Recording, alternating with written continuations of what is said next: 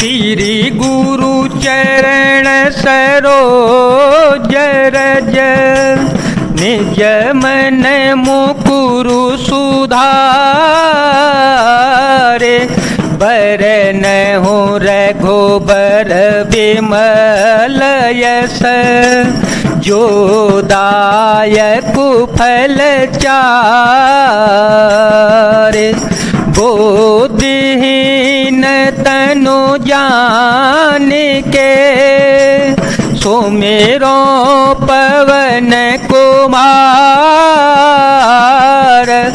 बल बुद्धि विद्या दे हो मोहे हर हो कलेश विकार अतुलित बलधामं हेमशेलाभदेहं धनुजवनग्रसानु ज्ञानेनामग्रगण्यं सकल गुण निधानं वानराणामधीशं रघुपति प्रिय भक्तं बात जातं नमामि।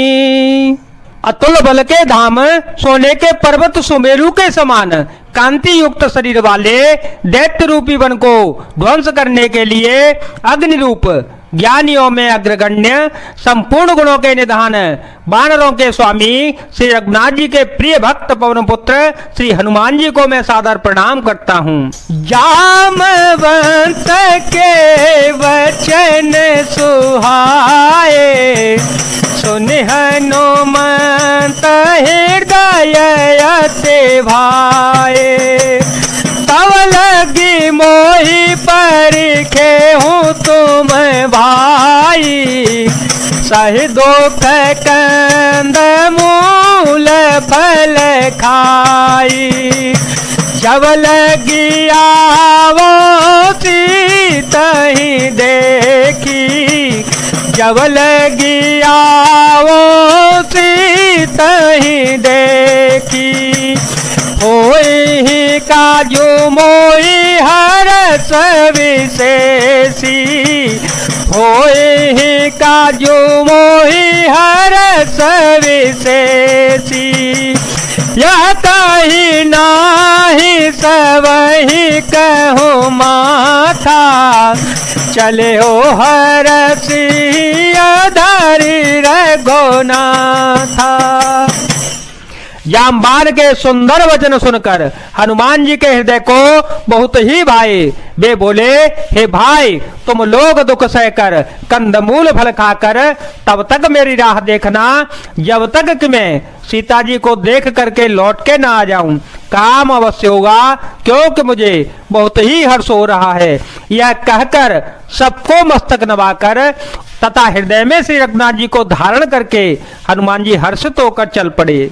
सिंधु तीर एक भूधर सुंदर कौतुक कूदी चढ़े उताओ पर बार बार रघुबीर संभारी तर के ओ पवन तनय बल भारी यह गिरि चरण दे हनुमंता यह गिरि चरण दे हनुमंता चले हो सोगा पाताल तोरता चले हो सोगा पाताल तोरता जिमिया मोगर गोपति कर बाना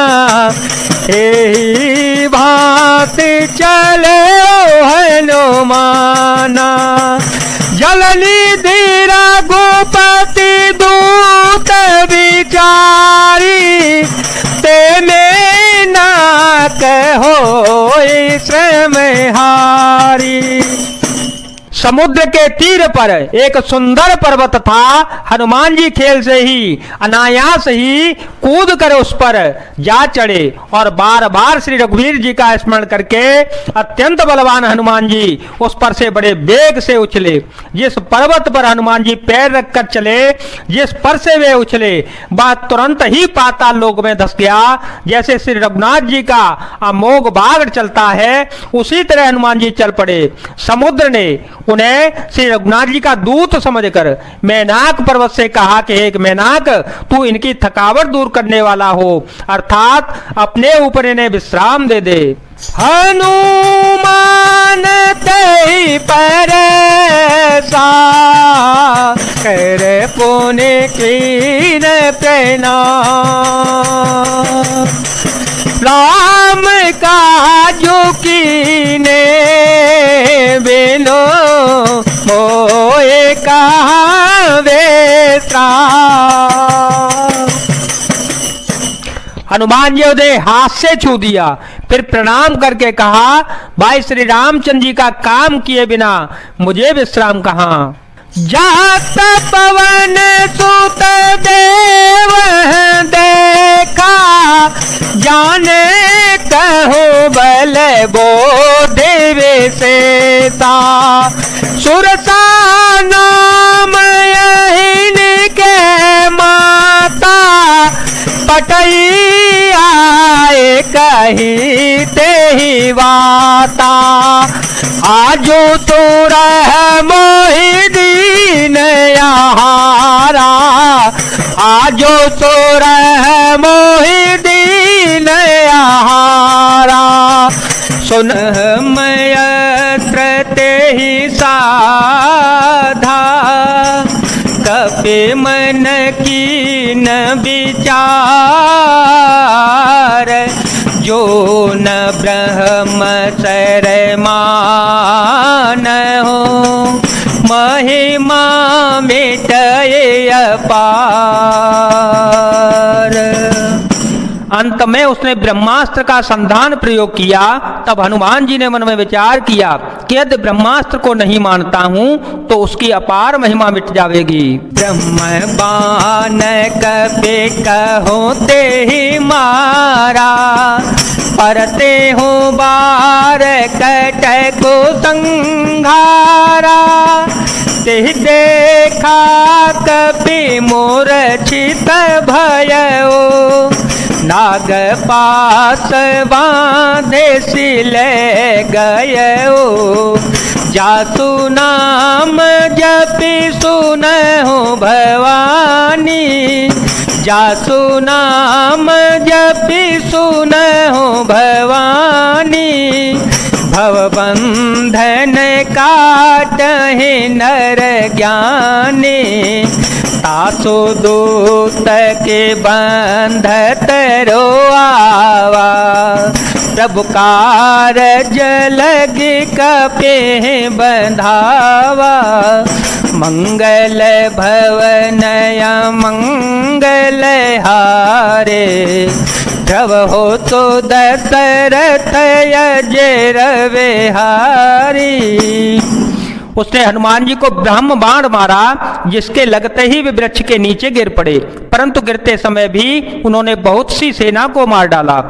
जब उसने देखा कि हनुमान जी मूर्छित हो गए हैं, तब वह उनकी नागपाश से बांध कर ले गया। शिव जी कहते हैं, हे भवानी सुनो, जिनका नाम जप कर ज्ञानी विवेकी मनुष्य संसार जन्म मरण के बंधनों को काट डालते हैं, उनका दूत कहीं बंधन में आ सकता है, किंतु प्रभु के कार्य के लिए हनुमान जी ने स्वयं अपने को बांध लिया। कपि बंधन सुने से चर धाये, कौतुक लागी सभा सब आए।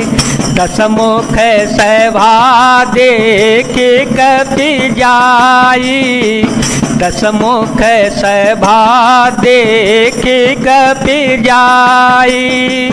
कहीं न जाए कछुअते प्रभुताए, कर जोरे सुर देश पबिनी नीता कर जोरे सुर देशी पविनीता प्रकृति बिलोकत सकल सभीता देखी प्रतापन कपि मन शंका जिमिया हे गण महु गरुड़ शंका मंगल भवन मंगल हारी द्रवहो सुदशरथ अजिर बिहारी। बंदर का वादा जाना सुनकर राक्षस दौड़े आए और कौतुक के लिए तमाशा देखने के लिए सब सभा में आए। हनुमान जी ने जाकर रावण की सभा को देखा, उसकी अत्यंत प्रभुता ऐश्वर्य कुछ कहा नहीं जा सकता। देवता और दिक्पाल हाथ जोड़े बड़ी नम्रता के साथ भयभीत हुए रावण की सभा भौं ताक रहे हैं, उसका रुख देख रहे हैं। उसका ऐसा प्रताप देखकर भी हनुमान जी के मन में जरा भी डर नहीं हुआ।